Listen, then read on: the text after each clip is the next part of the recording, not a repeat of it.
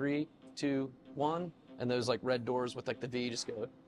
I just felt my gut drop, like I wanted to throw up, and I'm like, oh my God, I gotta do this now. You've been running around, throwing that dirt all on my name. Scariest day of my life. Wow. You just want attention. Living like a nomad, you're saving money or something. It's more expensive to travel full time than it is to just pay a mortgage and stay at home. Watching all your friends graduate from college, they're getting like a new car. Meanwhile, you're stuck in mom's attic. Today's conversation is with Jimmy Mowery. He's from Altoona. He's a full-time musician. He had 2 chairs turned on NBC's The Voice. If you've watched any of my other videos and the interviews that I do with interesting people in Altoona, I love doing this work.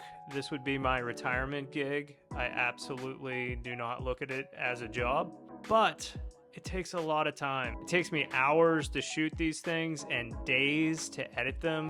That's why when I get a sponsor, I am absolutely floored. Charlie's Tree Service was the first business that hired Hi Guys Video to come in and document the work that they do. Travis is a longtime friend of mine. For the 2nd year in a row, they were voted Altoona Mirror's hometown favorite. They've been in business since 1989. They're good at handling the jobs that nobody else wants. Now back to Jimmy. So many of us have probably dreamed of giving it all up, hitting the road, living out of an RV, traveling the country. Well, him and his wife, Heather, did that. She reached out to me a couple years back looking for some pointers on how to get better video of Jimmy while he's performing.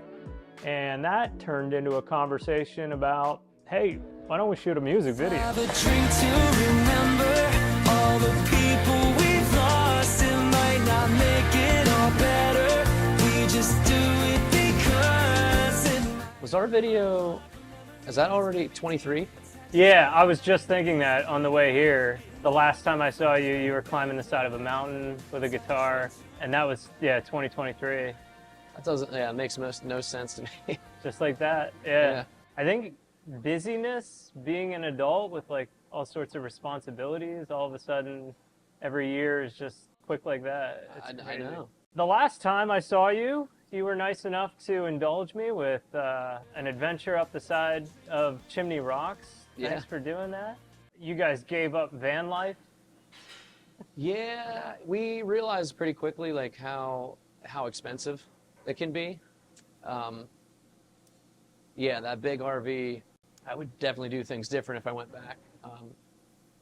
So it would take, like if we would take the Jeep and get a hotel, it was cheaper than what a tank of gas and then campsites are these days. So it was more expensive, and then it was just more, we'd get into a campsite, it would take us an hour to unpack and like set it all up and hook it all up, and then I'd have to get showered in there and get ready for my show or something, and then I'd have a show booked the next day like so many hours away, and we'd have to wake up early the next morning and unhook that thing, and it would take like an hour or so and do it all over again. And we would hitch her Wrangler to the back of it too, right? Which was just part of the process. Yeah. How long did you guys do that for? We sold our house down in Myrtle at the end of 21, and in January we went to Tampa and found the RV there, and we were like full time from then until I'd say we made it about a year and a half. The more we were both kind of like hating our jobs in Myrtle, we're just like, I think we could do that. Mm-hmm. Why don't we just get like a nice RV? We'll take like what we make from selling this house, and it'll be a good down payment on this RV, and we could just do that full time. And like I said, I think it lasted about a year and a half before we were like, I think we want a house again. Yeah. Get rooted somewhere. Yeah. Why did you guys decide to settle down in Altoona? Is that where all the family is? Yeah, we're both from here. Both graduated from Altoona together, and we figured if and when the family stuff starts happening, that, you know, both of our moms live in town here, and being 10 hours away and being first-time parents, again, if and when that would happen, just seemed too scary to be that far away, you know? Yeah.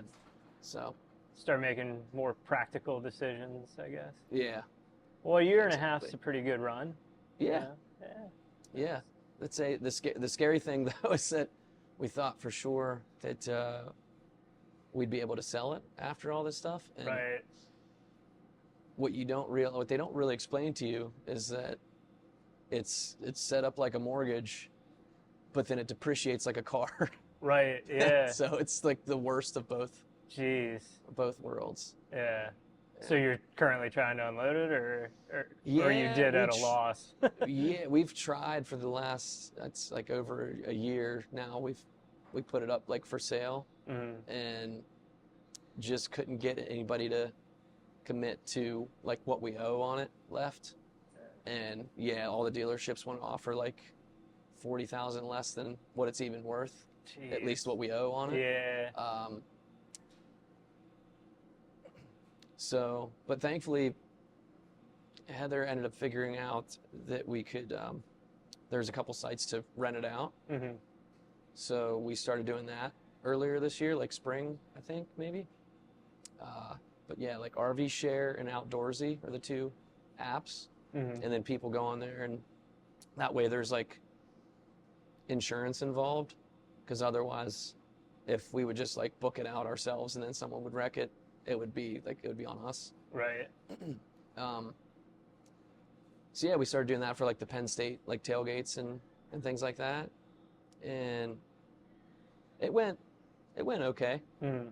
Like, I think we have to figure out a better maybe price point to get closer to just break even, Right. so we could just make the payment on the thing each month, Yeah. because it's like I said, it's a mortgage itself. Right. So Winding the clocks back a little bit. Your music, playing guitar, your voice. When did you first discover that you are able to be a musician? So I asked my mom for the guitar for my 13th birthday. From there, I think like middle school, asking friends to ask for instruments for their birthdays or Christmas or whatever, and that's kind of led me to, you know, the first band with friends that, you know, had instruments and everything, and I forget how long we did that, but yeah, I went from that to first band that, you know, really was going to try to do it, you know, full time, and that was like, I'd say, in my senior year of high school, and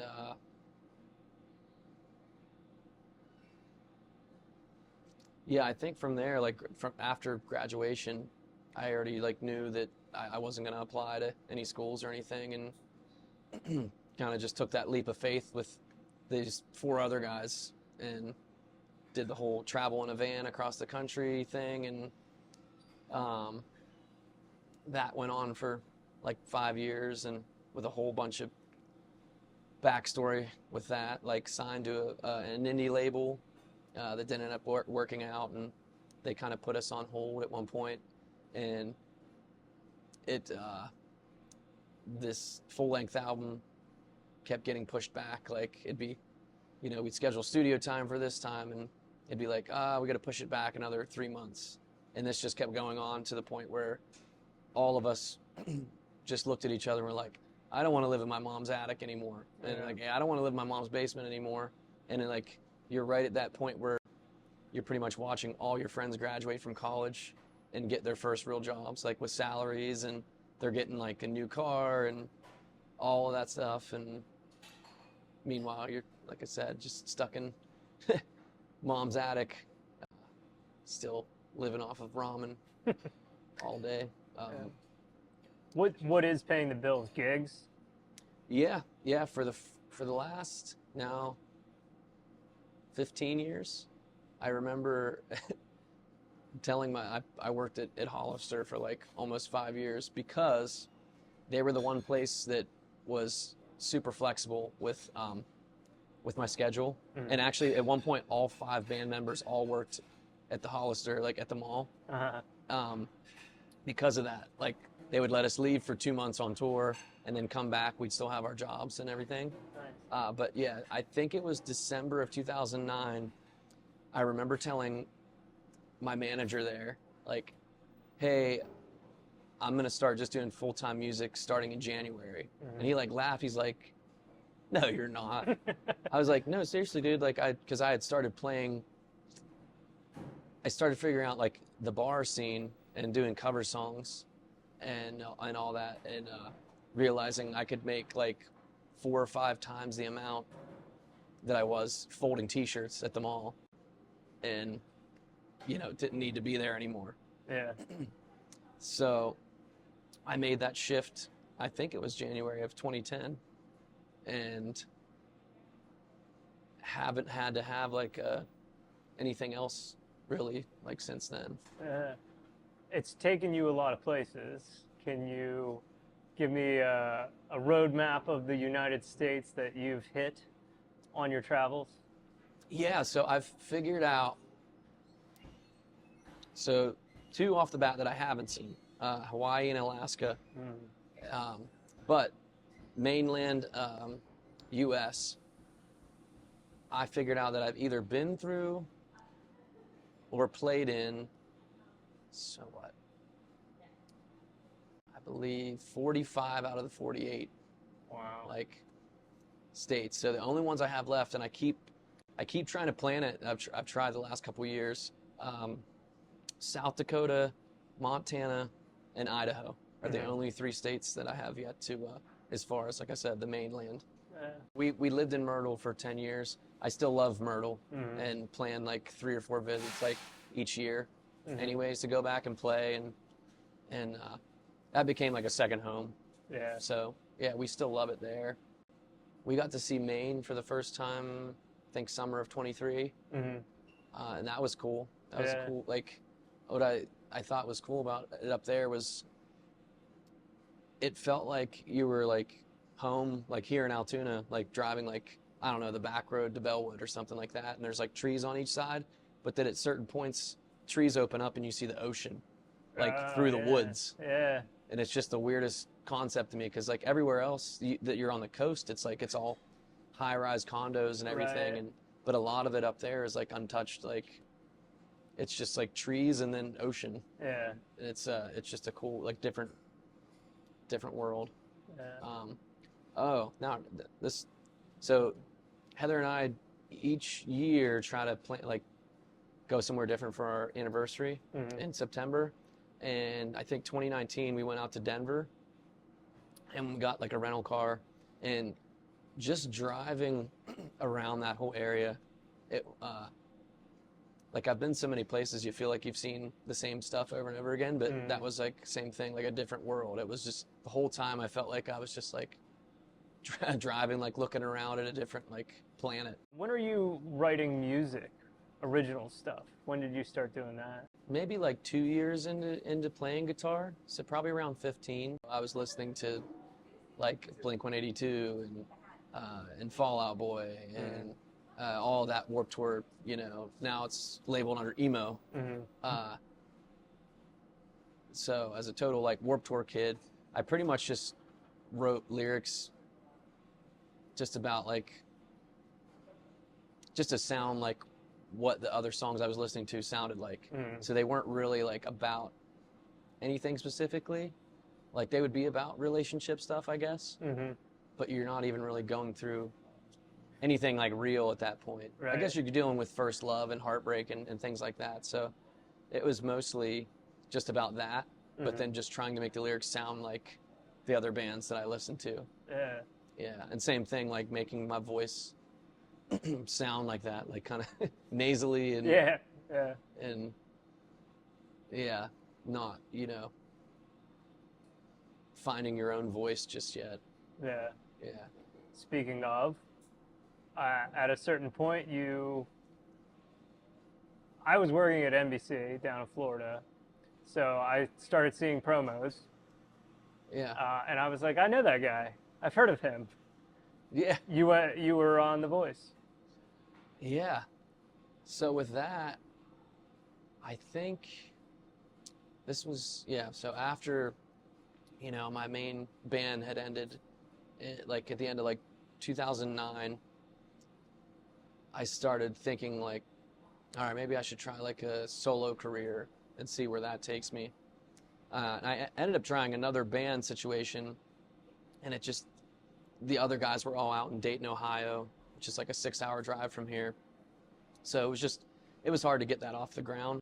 In the meantime, I kept seeing like, you know, all the singing shows. So I think 2011, I went to Heinz Field, tried out for Idol, and that was my first one, and stood in line for probably like 8 or 9 hours. It was in the middle of July, so I just got like fried from the sun, and then I get up there, and it's just like producers holding clipboards, like not even making eye contact, and you're like cattle call. You go up, you get like 10 seconds to sing a verse and a chorus, and then you go stand back in line, and then they're pretty much just like, okay, if we call your name, then stick around. If not, then better luck next year. Thanks for coming out. Yeah. And they called like 2 people out of like 100, and I was just like immediately like crushed the first one. And I was just like, oh my God, this is terrible. I thought for sure that I could, you know, make it at least onto the show, not realizing what the whole process was. Yeah.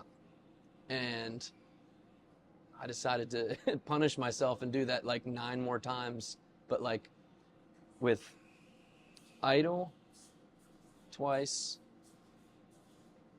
America's Got Talent twice, X Factor 3 times, and The Voice 3 times. And after those 10 tryouts and not making it through the preliminaries, aside from X Factor, I think I got a call back the one time and then just never heard anything else again. Then I was like, okay, obviously these shows I'm not what they're looking for. And I got an email though, like, I'm not sure how, like a year or 2 later, from the Voice's casting department, where they have someone on, you know, scouting online. It was like, hey, this is Michael from the Voice's casting department. We just found you on Instagram. We really like you. Are you interested in a tryout? And at first I was like, no. I already tried out for you guys 3 times, and I did, you know, told them the same story. He's like, oh, no, this isn't for open call. This is for a private audition. He's like, so you avoid all the lines and everything. Like, okay, well I'll try that. Yeah. And the closest city, because we were living in Myrtle at the time, was Atlanta. Went out to Atlanta, and it was at a studio, and there were maybe like 20 people there. Yeah. And went in, actually got to have my guitar with me, and they had like all their producers in there, and you got to sing like actual full songs and tell them a little bit about yourself and everything. And after I did that, they were like, yeah, we all agree, like, we love you. You know, if you're interested, you'll go across the hall and do like an on-camera interview thing, and then we'll be in touch.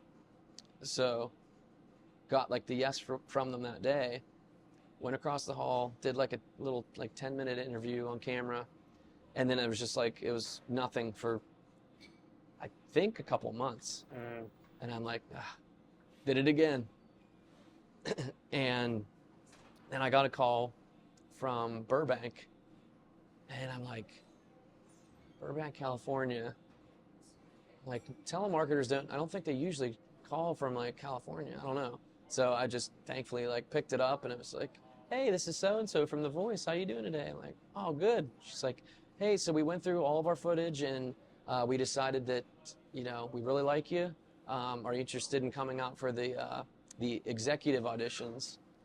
And I'm like, yeah, absolutely. She's like, cool. Yeah, we like cover the flights and the hotel and everything, and it would be these dates, and I think it would have been August of 2018, and went out there, 150 people out of, and they said like on average 40,000, I think, try out for each season. So 150 make it out there for these executive auditions. And these aren't even in front of the coaches yet. Right. These are just still producer things. So you're out there, that number gets cut from 150 down to 80 while you're out there. And I swear it was like 2 weeks. And it was fun because it's like you throw 150 singers all in the same hotel. Yeah. We're all just sitting around like, it's like singer summer camp kind of thing. So it was a lot of fun, but they do it like this. They had like 2 big meeting rooms, and I think they gave you a piece of paper and like a manila folder, and it either had like a room A or room B on it.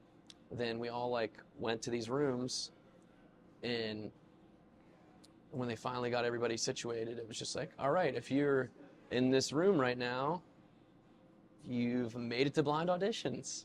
Wow. So the other room, someone had to be like, you didn't make it. Wow. And had to like crush the dreams of like all those people in that room. But yeah, thankfully was in that room. And then from there, the 80 of us that made it to blinds, they do it to where they separate it into 5 days. So then they're like, we call your name, it'll be followed by a number, that's what day you'll go. And then everybody started stressing out with each other, just like, well, if I get day 5, then all the teams could be filled up, like, and then I won't make it, and blah, blah, blah. Yeah. And they're like, but then if you get day 1, then what if the coaches are like a little like apprehensive, you know, Right. to not turn just yet. And I ended up getting day 1. So I was like happy and nervous because that's what, you know, people were saying.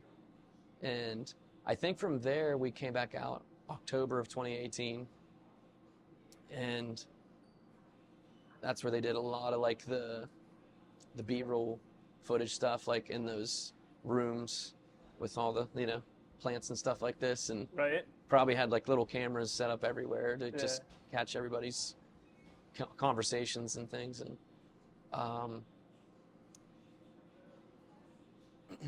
yeah, then did the blind auditions, and I tell everyone like that was like the absolute scariest day of my life, because I really thought that if I can just get on one of these shows and just have the exposure, that I should be able to, you know, sign a record deal, and I won't have to play in the corner of the bars anymore.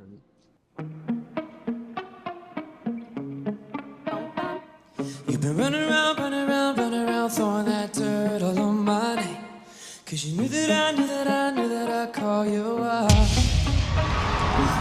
You just want attention, you don't want my heart. Maybe you just think that I love me with someone new. Got the 2 chair turns, Yeah. Adam and John.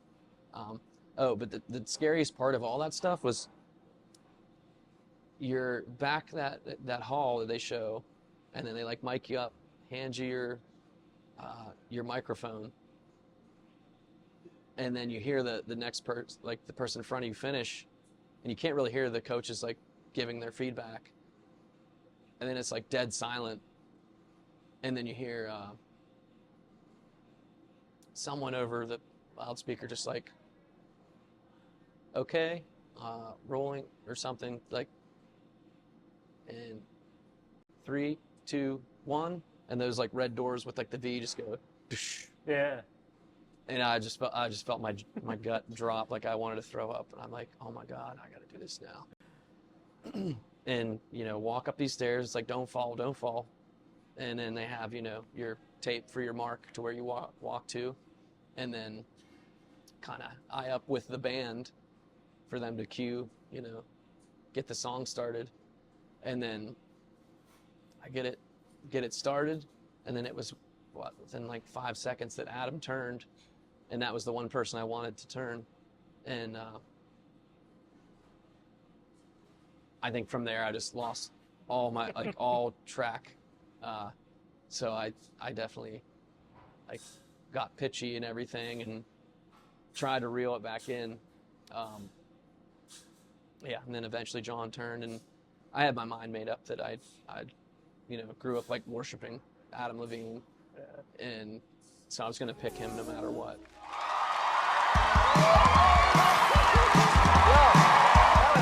Jimmy, who do you pick as your coach? Hi, Jimmy. John. Oh, Adam. Come on, Jimmy.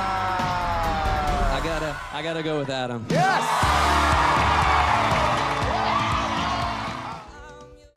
Picked him, walked down to Carson Daly, and I was excited to see him because of growing up watching TRL. TRL, yeah. And that was like the first thing I said to him. He completely like ignored the fact that I said that. I was just like, dude, I used to come home and watch you every day after school. Like, it's so cool. And he's just like, yeah, anyways, like, how do you feel about, Adam and John turning? And it's like, We're on The Voice here. yeah, exactly. Don't ask me that. So there was that. And then the rest of the time on there was a lot of like fly back home. Can't say anything to anybody. Right. Except for like close family. And even then I had to tell my mom a couple times because it would still get back to me. I'm like, Mom, you can't tell anybody. It has to like stay secret. And the first 2 rounds were both pre-recorded out there. And they didn't air until February of 2019. So how long is that? Like, how long do you have to keep the secret? So it was filmed in October of 2018. Mm-hmm.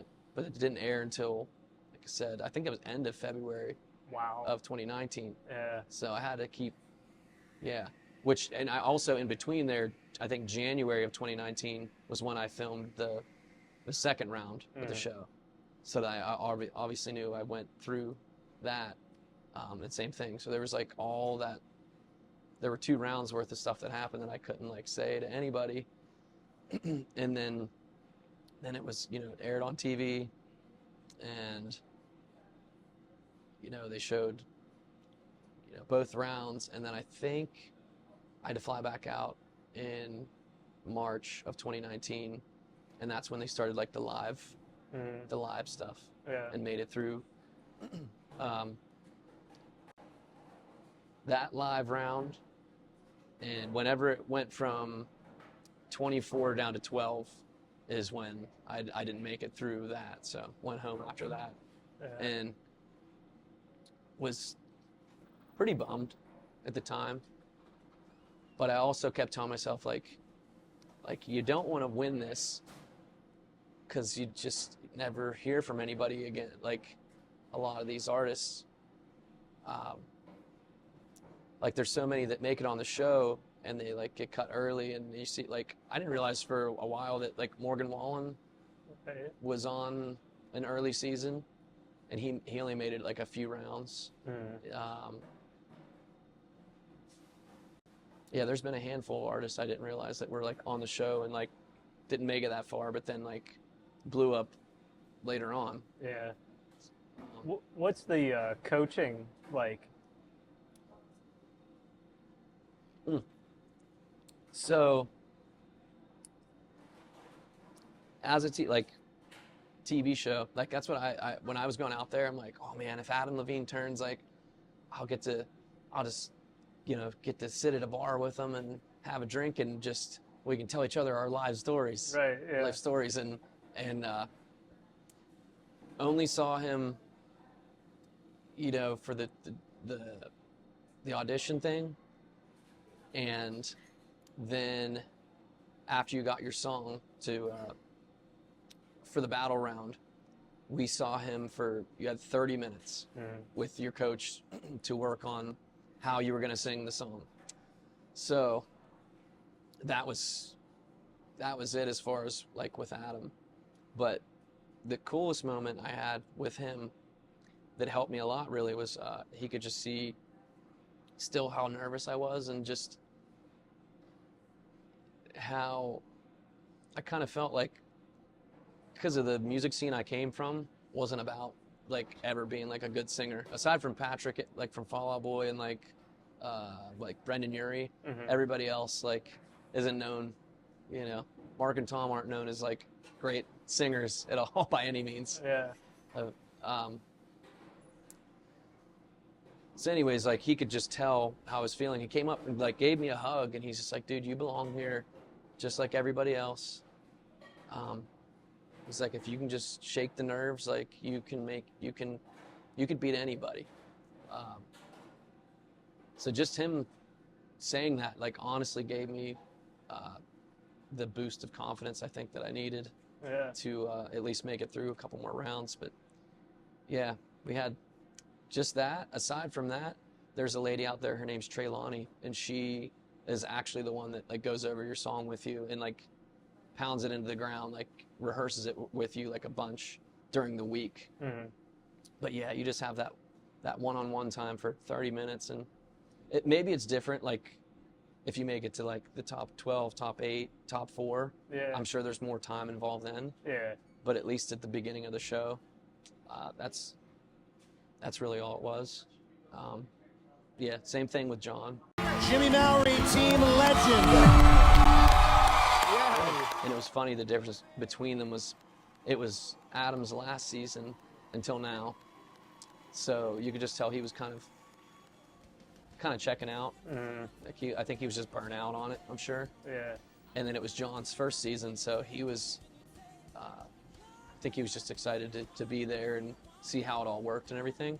And he was just super down to earth and nice to talk to just in general. So it was cool. It was like a whole surreal thing. And I was just reminded yesterday that I completely forgot that when we did our battle, we ended up finding out that, you know, how each coach has a mentor come in. I sang Charlie Puth for my blind audition, and Adam ended up bringing in Charlie Puth to be like the mentor. And it was that same year that I had started Berkeley online. And Charlie Puth was like one of the main reasons why I even like looked up that school, because I saw like that he had graduated for like production, I think. So that's how he, I think, broke into the industry. Really was like more on the producing side of things.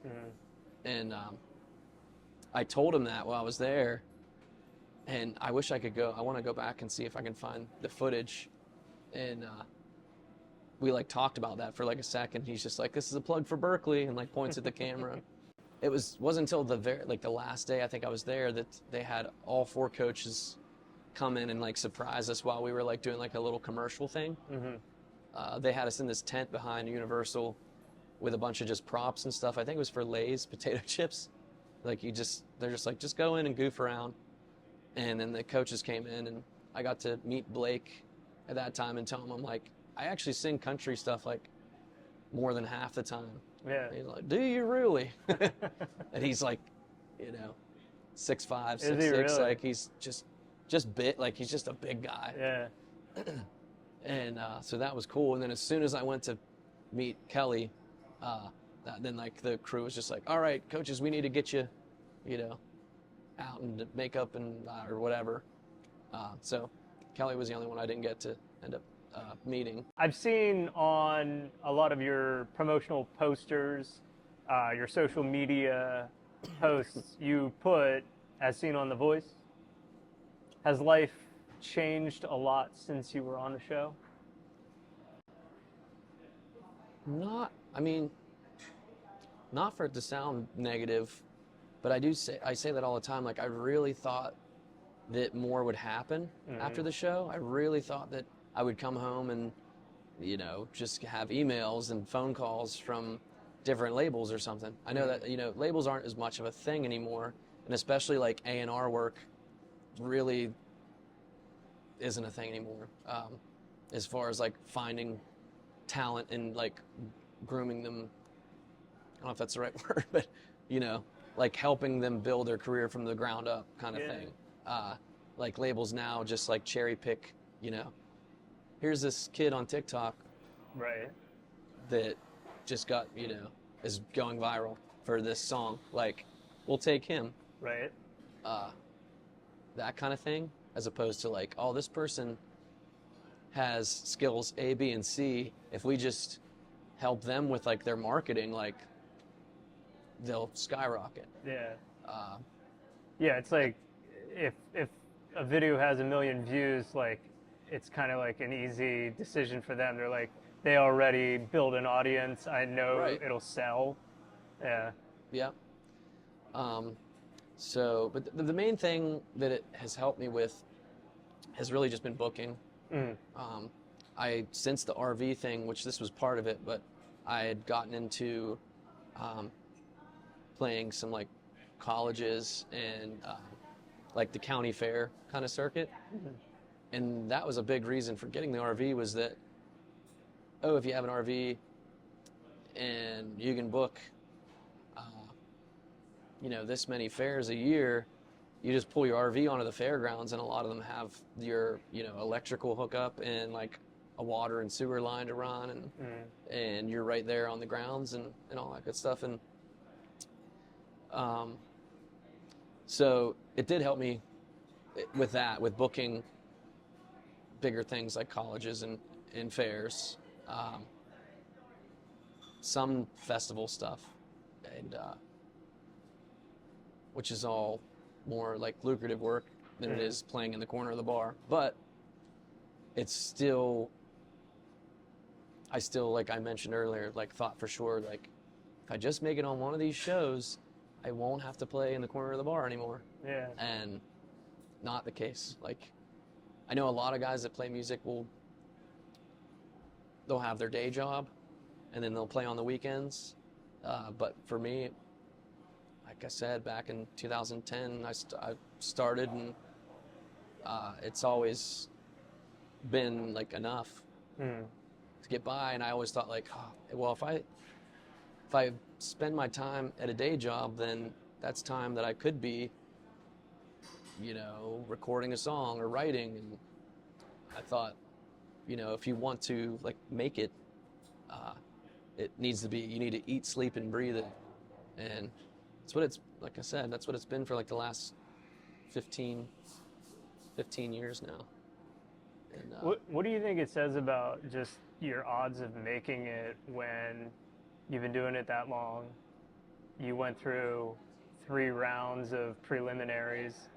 You got on the main stage for The Voice, and you still haven't necessarily been, I guess, quote unquote, discovered.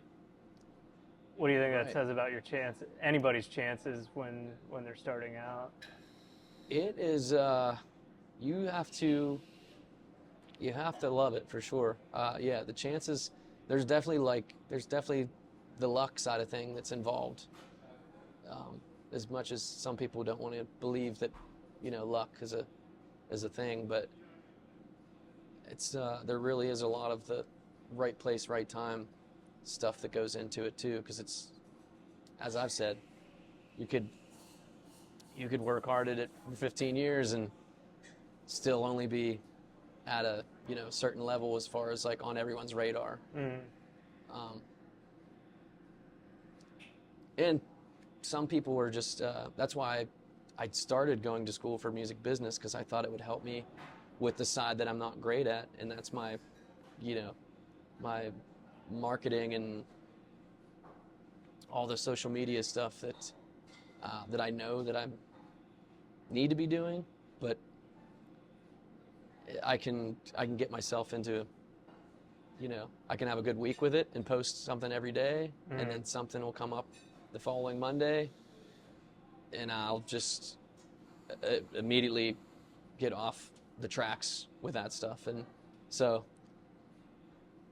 if I've seen kids that are great at that kind of stuff that maybe are not the most talented people, and those are the ones that seem to get further. Yeah. So Yeah, social media marketing is, I guess it's applicable to all businesses. right. Music, being one of them, but it's like you can greatly increase your chances of success in whatever business you're in if you understand social media marketing. Right. Yeah.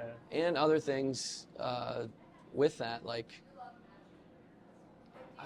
there's guys that have been lucky, or just artists in general that have been lucky enough that someone with a lot of money that just likes them so much. Imagine you putting out a video and then having 10 grand of disposable income to just use on boosting it. Right. It doesn't have to be like the best stuff, but if you can have the money, all that money to put it in front of everyone's faces, like, Right. I mean, chances are better at that point. Absolutely. Yeah. Oh my gosh. Yeah. If I had 10 grand to push out something, yeah. Right. I mean, you're going to get a lot of exposure for that. I wanted to ask a couple questions about the music video that we did. Drink to Remember. You don't Yep. drink. Yeah. I like the joke that, how everything's labeled like drink responsibly. I barely ever did. Yeah. It was like a snowball effect that I didn't realize, but we moved to Myrtle in 2011, and one, it's a tourist town, so everybody's there to party. Mhm. And it would be, I would play like 4 or 5 nights a week. Each show I'd have someone come up like, hey, here's a shot, and one person would see it, and then next thing I know, I've had 5 or 6 throughout the night. Yeah. Multiply that by, like I said, 4 or 5 nights a week.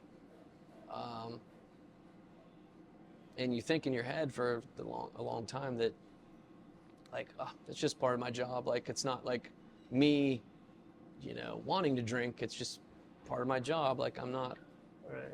and I'm not like waking up and drinking in the morning and all those kinds of things, all those excuses and everything. And just gradually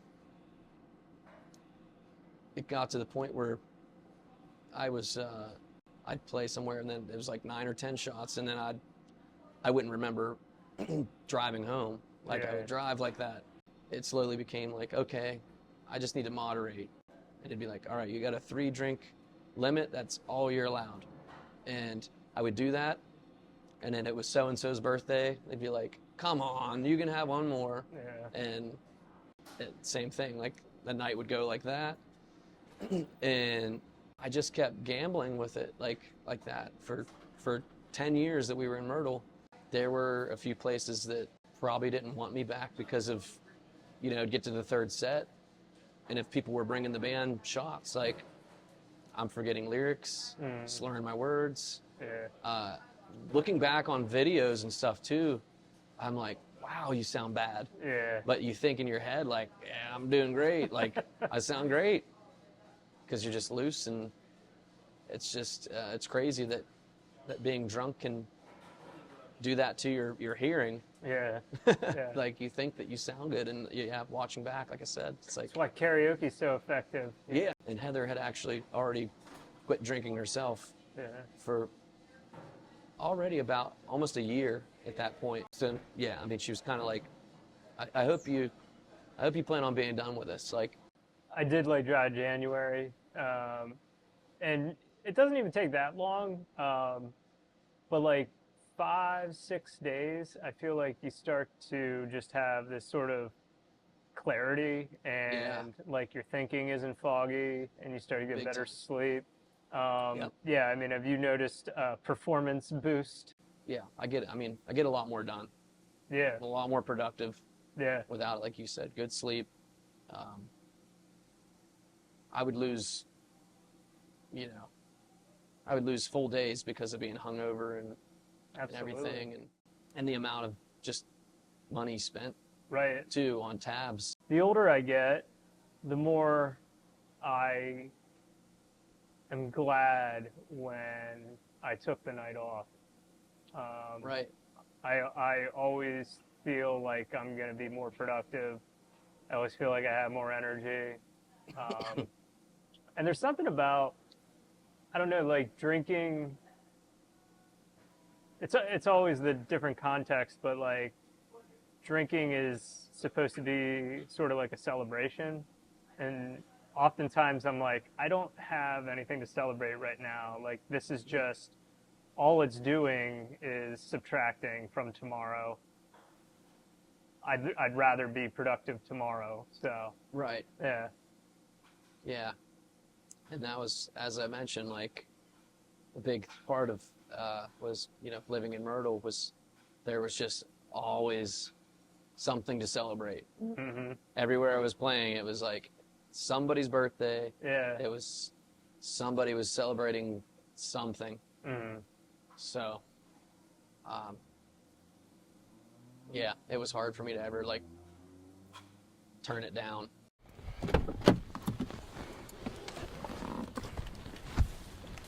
You know, we didn't really know each other all that well. I think we knew of each other until we hung out for a day, put the music video together. I did want to ask, there's some of your lyrics and what you're describing in A Drink to Remember. I think I asked you at one point, who are you talking about? And you said it was your dad. Are you okay me asking about your dad? Yeah, for sure. I guess, what memories do you have of him, and what would you think he would think of what you're doing now? From the living room, I could hear him sing, voice as strong as a lion's roar. Yeah, so with that song, I made like the first verse was about him and how I have memories of like, I was probably like in the living room watching like wrestling or something, you know, 90s. And he would be like in the kitchen, you know, cleaning the dishes and stuff. And so I would always hear, he would just be singing. Anytime he'd be doing housework stuff, like he would just be singing. And so I have a lot of memories of that. Just hearing him sing, like I said, cleaning the dishes, running the, I always want to say sweeper, being from central Pennsylvania, the vacuum for those of you outside of the area here. Right. Yeah, any kind of that kind of stuff. He had some funny stories about same thing, like playing in a band before I was born. And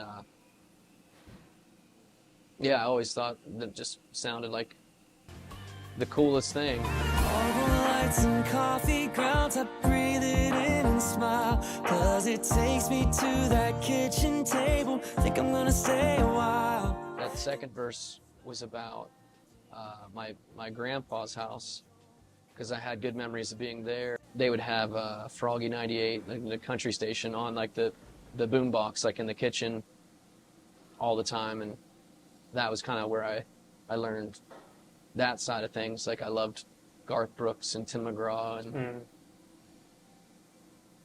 and yeah, that's what got me into like the country side of things initially.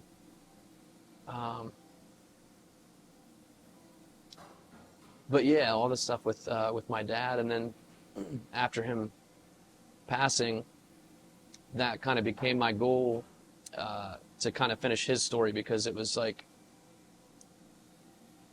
the way he kind of told it was that's what he wanted to do. But then my mom got pregnant with me, and you know, she kind of told him, like, if you want to raise a family, you can't be, you know, touring everywhere. So he kind of gave that up, and then got like the 9-to-5 kind of normal day job thing. And yeah, never knew if he like regretted that or anything. And but yeah, so that's why it kind of became my goal, was to try to pick up where he left off and do the same thing. You're kind of living out the life that he may have had. Yeah, which if I could tell him now, like, you're really not missing too much. Like I'm still playing the same kind of places that he was. I mean, I think my goal for this year was to try to put out a new song each month, and so far I'm 0 for 2 right now. Oh, but no. yeah, I've got a bunch of songs from over the years kind of like lined up. I just need to tie up loose ends on all of them, but that's a goal of mine, to put out a bunch of new music. Maybe try to book some more Nashville trips and get into those songwriting circles and get more into the writing side of things. Very good. Yeah. That's all I got for you. I appreciate you Yeah. sitting No, down with me. appreciate you asking me. That was awesome. Yeah.